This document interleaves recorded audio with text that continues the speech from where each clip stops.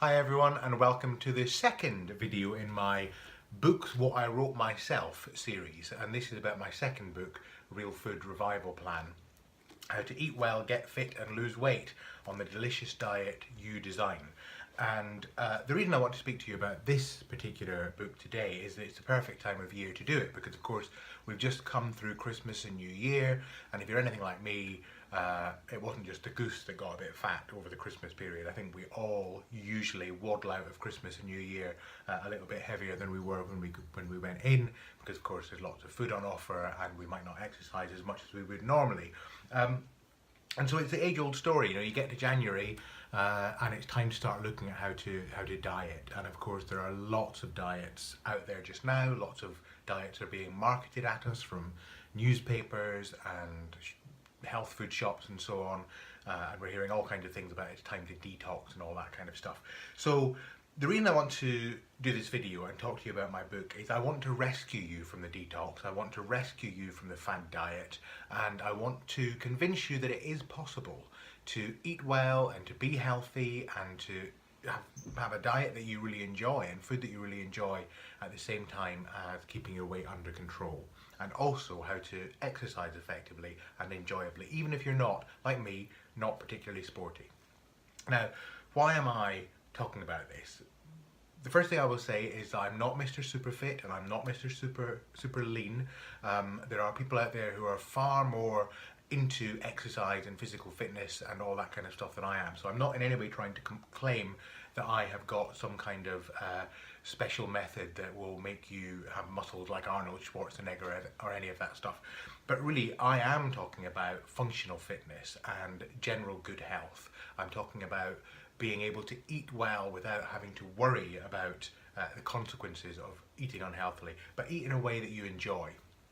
And let's start by talking about the principles that I talk about in this book, and I'll go into this in a bit more detail. In a way I might be doing myself out of sales, because I'm intending to give you in this video probably everything you need in order to get the results of Real Food Revival Plan, although there's quite a lot in here. So hopefully what I tell you today will convince you that this will be a helpful tool for you, and there'll be information in here that you'll want to know more about. But the first thing to say is it does not matter what diet you have heard about, it doesn't even matter which diets you have seen be successful in other people. The truth of the matter is, and I know that some people will disagree with this, and probably some of the food gurus out there will blast me for saying this, but the only way to lose weight is to eat fewer calories than you consume. Now, any diet out there that is successful, whether it's a diet that is very plant-based and reduces meat consumption, or is heavy on the meat and reduces grain consumption, or involves fasting until 12 o'clock, or involves cutting all white foods out of the diet, or is macrobiotic, or is any of the other things you might hear about, low fat, low carb, etc, etc. The truth is, if they're done properly, they all work to help you lose weight, but only if they help you to reduce your calorie intake. And if they work, that's why they work. And that's the reason that you can see examples of people who have very successfully lost weight on a low-fat diet, and you can also see examples, if you look online, you can see examples of people who have very successfully lost weight on a low-carb diet. And you'll see that some people in healthy eating forums online and so on, and in real life, will argue until they're blue in the face that their preferred way of eating is the best way, that their preferred diet is the best diet. So they might be fans of low fat or low carb, and they will argue until the cows come home that theirs is the best way. And the truth of the matter is, it depends. It depends on you, it depends on your tastes, it depends on the kind of foods that your body responds to. But the bottom line is, if you want to lose weight, you have got to consume fewer calories than you've got to be able to create a deficit in the calories that you're consuming against what you're expending, so that you tap into your fat stores and lose weight.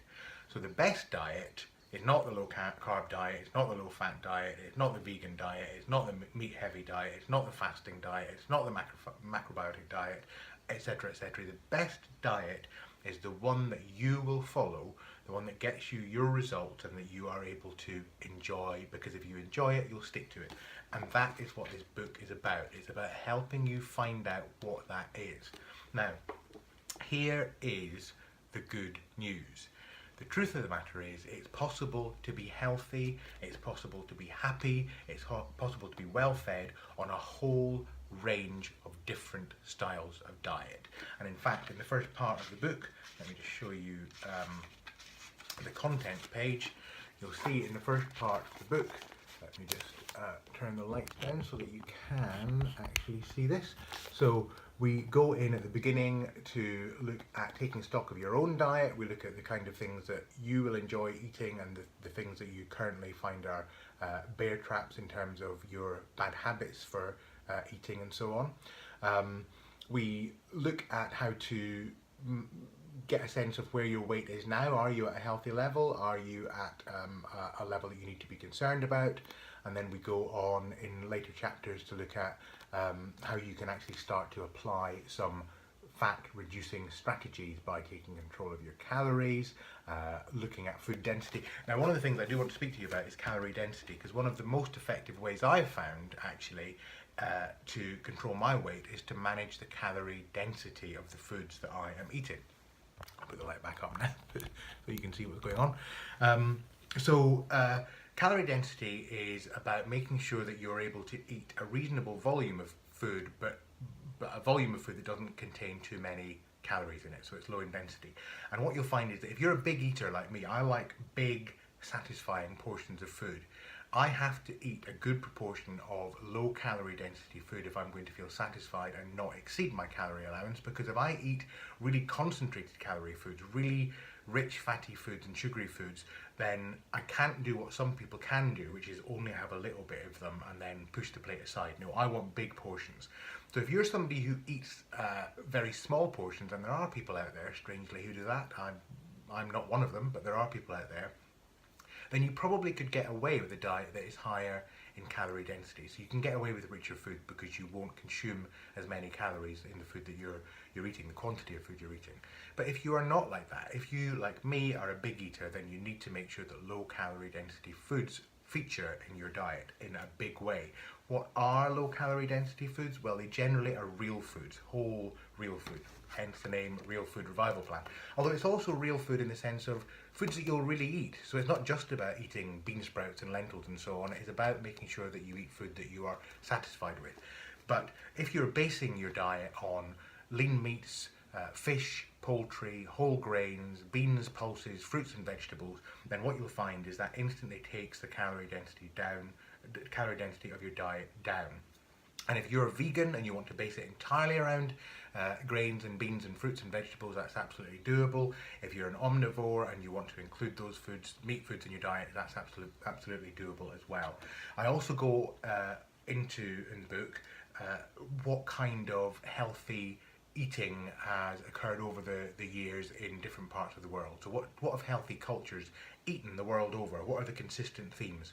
And I also look at the science of healthy eating. So I look at what does science tell us about the healthiest diet. I can give you a bit of a teaser in the sense that one of the things it tells us is that there is no set single healthy diet.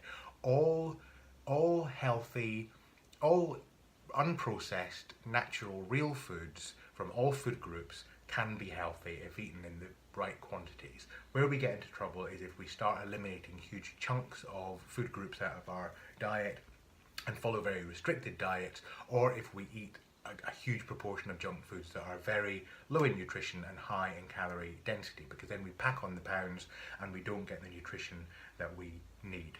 And I call it Real Food Revival Plan because I want you to eat real, whole, unprocessed food most of the time, but I also want you to include foods that you like in your diet, because again, that's how you'll stick to it. And to just give you an example, we have got a recipe section at the back of the book. So it's not all about how to lose weight, it's also the practical information about the kind of things you can eat. So there's a chapter on soups. We've got things like creamy tomato and corn soup, creamed broccoli soup, carrot and parsnip soup, velvety black bean soup. We've got a chapter on vegetable main courses and side dishes, so you can have potato chips and French fries cooked in a very healthy way, baked or whipped sweet potatoes, gingered noodles, roasted vegetables, herb broccoli, savoury stuffed peppers, a lentil curry, spicy chickpea curry, all kinds of vegetarian and vegan foods are in here. Then we have fish, poultry and meat main courses, baked salmon with herb, yogurt sauce, garlicky fish stew, Hungarian beef casserole, quick lamb sauté, spaghetti bolognese, etc, etc. And we finish off with a chapter, believe it or not, on decadent desserts. And in here we have fruit crumble, we've got simple baked apples, we've got blameless carrot cake, we've got miniature chocolate orange soufflés, velvety chocolate coconut cake bars and chocolate cherry black bean brownies. Yes, black bean brownies. Black beans added to brownies add incredible velvety texture and lots of good nutrition. So there's lots of things in here about good eating, and also because part of a healthy lifestyle is about healthy exercise, I also include a section on exercise in the last part of the book, getting fit and living leaner. And in fact, you don't need special equipment. You know, if you want to invest, as I have done, I've got a set of dumbbells, you can see them there. I've also got a little step bench. I think you can see the name on that. I don't know if that's allowed on YouTube, but hopefully, well, maybe they should pay me for advertising their step bench. And I've got a yoga mat back there as well. So my exercise is very down-home exercise. I don't go to a gym because, like Dolly Parton, I'm particular who I sweat with, and I much rather would just roll out of bed in the morning in my t-shirt and shorts and just do some exercise, have a shower and get on with the day. If you want to go to the gym and socialise, that's absolutely fine, but that's not my bag. But I do want to be fit. I want to be functionally fit, and so I include in here exercises for working out at home. So a simple body weight strength training routine, but then I also include a routine for working out with dumbbells if you want to do that as well. So the exercise routines in here you can absolutely do at home. You don't need any special equipment. And by the way, one of the things that I do want to just let you know is that another piece of good news, when it comes to exercise, there is a dose and response curve in terms of fitness. So we get fitter by increasing our exercise intensity over time. And as we do that, as we begin to exercise and get more intense in our exercise, our fitness level goes up. But there is a plateau, there's a sweet spot and a plateau. So once you get to a particular point, the increase in your fitness drops off or starts dropping off. In other words, you don't get all that much fitter.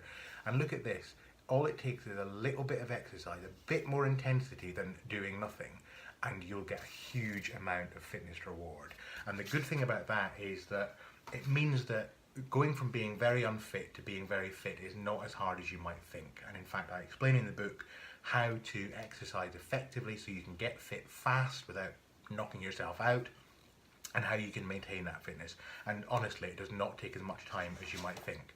Now, here is the really important stuff, and this is the bit where I think I might be giving away more than I should. And again, I'm going to turn the light down because I want you to see this.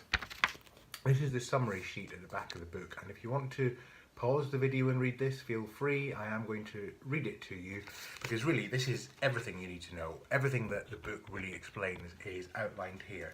So this is the summary. If you take nothing else from this video, then take this to heart.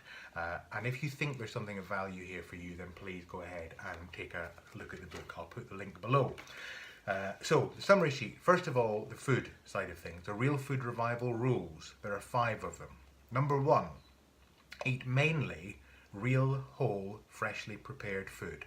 I said mainly, so you can still have sweets and snacks if you want to, but the basis of your diet is real, whole, freshly prepared food. Number 2, for good nutrition, eat a broad and varied diet within your chosen parameters. So that means that if you're vegan, you eat broad and varied within the vegan parameters. If you're an omnivore, make sure you're eating more than just steak every day. You want fish, you want poultry, you want eggs, you want vegetables, you want fruit, as well as all of that. So number 2, for good nutrition, eat a broad and varied diet within your chosen parameters. Number 3, for satiety, understand your appetite and eat accordingly. In other words, if you're somebody like me who's a big eater, you need to make sure that you can eat big food by keeping the calorie density low. If you're somebody who doesn't need very much, then you can have more high calorie density food. Number 4, for weight loss, weight gain, or weight management, take control of your calorie intake. So calories do count, despite what the food gurus will tell you. Number 5, To gain maximum benefit from your healthy eating plan, practice the 4 elements of fitness. And as I said, fitness doesn't take a lot to build, but here are the 4 elements of fitness, the 4 areas of fitness that you could be building at home every day very easily. Number 1, stamina. Aim for between 60 and 120 minutes of aerobic activity per week. That means as little as 2 hours a week of step aerobics, as I do, or brisk walking, or swimming, or exercise classes, whatever works for you. 60 to 120 minutes of aerobic activity per week. Number 2, strength train your entire body twice a week. I do it with dumbbells, you can do it with floor exercises, you can do it with calisthenics, you can do it with all kinds of things, you can go to the gym and do it, but strength train every muscle in your body twice a week. And that will build your muscle, lean muscle mass, which will help you burn more calories and help you burn more fat. It will also strengthen your bones. So build strength train your entire body twice a week. That's number 2. Number 3, suppleness. Stretch at the end of each workout and whenever else you feel the need. So include some stretching in your routine. And number 4, serenity. Have 1 or 2 rest days per week. Do something nice for yourself and relax. So it's not all about knocking yourself out in the gym. So the 4 elements of fitness, they are stamina, strength, suppleness and serenity. And also don't forget IRMA. IRMA stands for everyday, regular, moderate activity. Move around a bit, take the stairs occasionally, go for a brisk walk. You know, if you follow the food guidelines in here and build your own version of a real food revival plan, and you strength train your body a couple of times a week and go for a brisk walk 4 times a week and just do some warming up and stretching in your exercise routine, you will have a highly effective, functional fitness routine that will, I promise you, make a huge difference to your health, your well-being and your happiness. So I hope you found this useful, and if you'd like more information about Real Food Revival Plan, have a look at the link below. And if you've got any questions, please put your questions below and I'll do everything I can to help and answer those. So all the best to you, all the best of health to you, and I'll see you again very soon in my next video. Take care.